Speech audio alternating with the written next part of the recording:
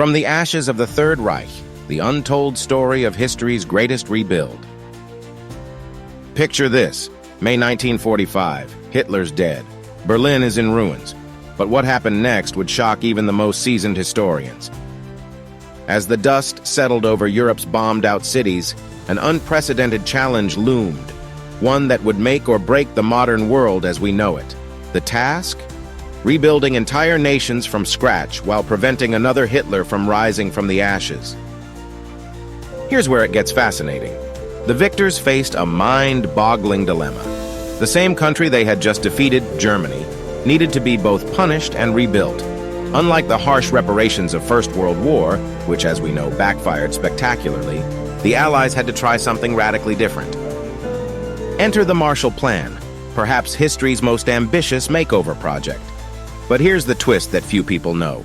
America wasn't just being generous. They were playing a long game against a new threat, the Soviet Union. While everyone was focused on the physical rebuilding, a silent ideological war was brewing.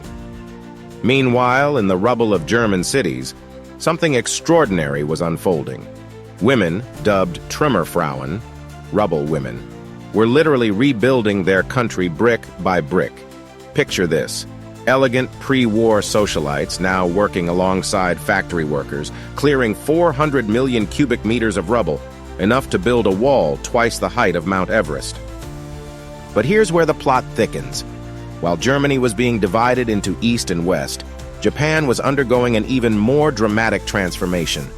Under General MacArthur, who styled himself as a modern-day shogun, Japan went from a militant empire to a pacifist democracy in what historians call the most successful occupation in history. The secret? Keeping the emperor as a figurehead while completely rewiring Japanese society. The most ironic twist? The nations that suffered most under Nazi occupation often recovered faster than their occupiers. France's Trente Glorieuses, 30 glorious years, of economic boom began almost immediately after liberation. The reason? A radical economic plan that would make modern socialists and capitalists equally uncomfortable. Yet beneath these success stories lurked darker tales. Displaced persons camps housed millions who couldn't or wouldn't return home. Nazi scientists were secretly recruited by both sides in what became known as Operation Paperclip.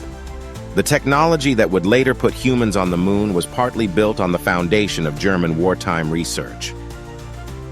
Perhaps the most fascinating aspect was the psychological rebuilding. How do you denazify an entire population? The Allies' solution was as creative as it was controversial, forcing German civilians to tour concentration camps, implementing mandatory education programs, and even controlling media content for years. The aftermath of WW2 wasn't just about rebuilding walls and roads. It was about rebuilding the human spirit. The Marshall Plan wasn't just sending money.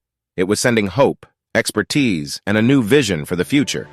This period marked the birth of international cooperation on an unprecedented scale, leading to the creation of the United Nations, NATO, and eventually the European Union. Today, walking through the streets of Berlin, Munich, or Tokyo, you'd never guess these cities were once reduced to rubble.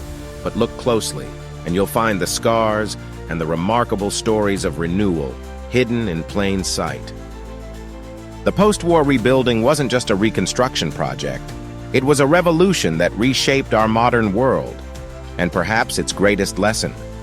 Sometimes, from the darkest moments in history come the most inspiring stories of human resilience and reinvention.